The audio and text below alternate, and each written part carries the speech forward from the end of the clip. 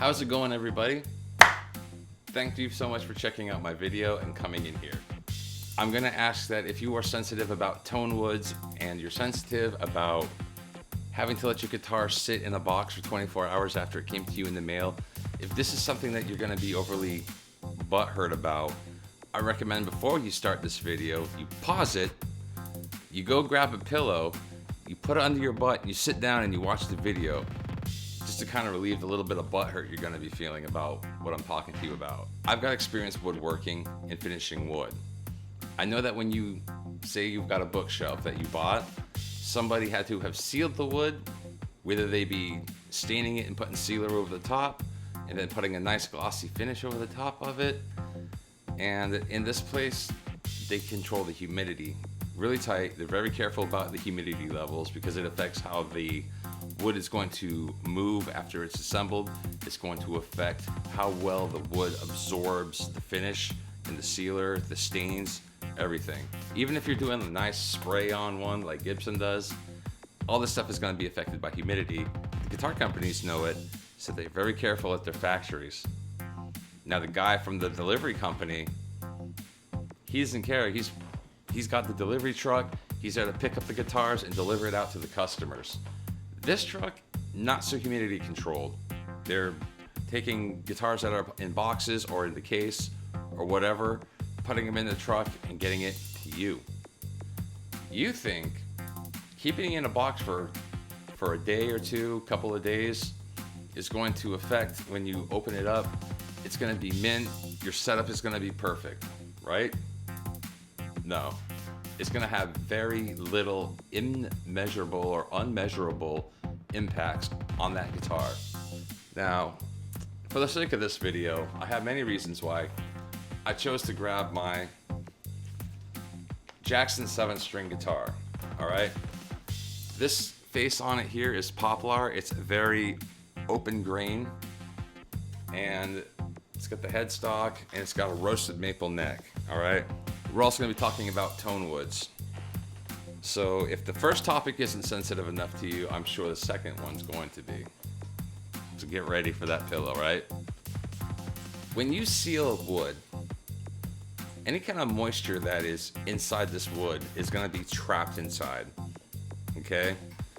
The finish is just for the looks. The sealer is what's keeping it inside. The only difference between the sealer and the finish, it's very minimal. The sealer is meant to be put on 2 to 3 coats, and it's going to give you your shine, it's going to give you your gloss. Unless you go with a matte or an ultra matte, it's going to look like nothing is on the wood, like it's bare minimum.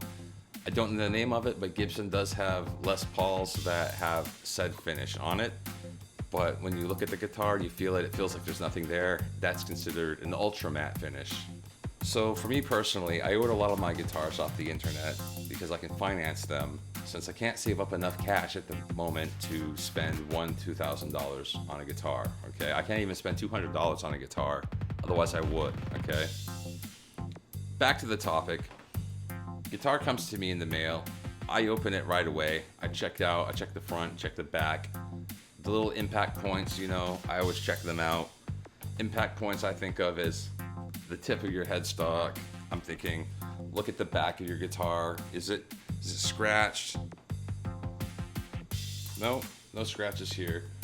You want to check the back of your neck, make sure that everything, there's no openings or anything. You're good. This guitar has a roasted maple neck, but she's finished. It's finished on the front, the poplar body. In the back, I don't know what it is. I think the specs on this said it's mahogany. It's the Jackson HT7 Pro by Misha Mansour, which I think the guy's a genius for making this guitar, making it so affordable and making it sound so good. No issues. I live in the northeastern part of the United States. So in case you don't know, just because I live in Vermont doesn't mean it's always cold.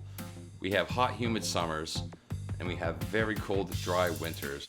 So that type of fluctuation in humidity, I generally keep my apartment air conditioned in the summer, and then I heat it in the winter time, like the rest of you people that are normal, right? It's just totally normal whenever the temperatures change or the humidity changes drastically. you're gonna have to do some kind of a setup on your guitar. Either you're gonna have to do the truss rod on the neck. You might have to adjust your pickup height to accommodate this, and the bridge height. Make sure your strings, everything is, playability is important. All right, I'm rambling here. All right, do I think you need to wait to open up your guitar? No, I don't. One of the things people believe is if you open it right away, you could damage where the guitar's neck is set into the body. Now, I'm 90% sure with this. If a guitar's neck is glued to the body, it's gonna take at least 48 hours up to 72 hours for that glue to really bond with the wood and for it to dry and be at its strongest point. Then it's gonna ship out. If I'm wrong here, or you work at a guitar factory and know otherwise, please let me know in the comment section, okay? The other thing I want to talk to you about does relate to this. Keep in mind I'm talking about wood that's finished. Now,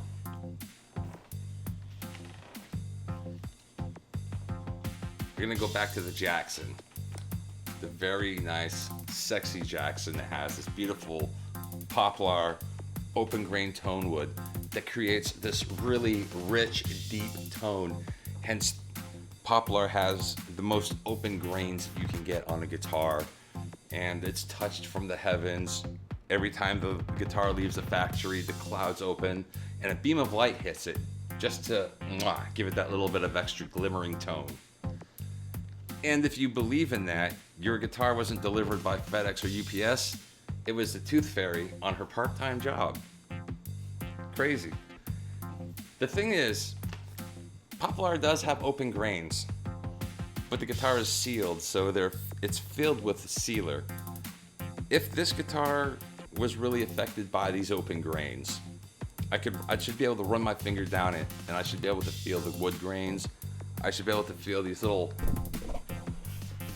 parts here. That's kind of like bird's eye, you know.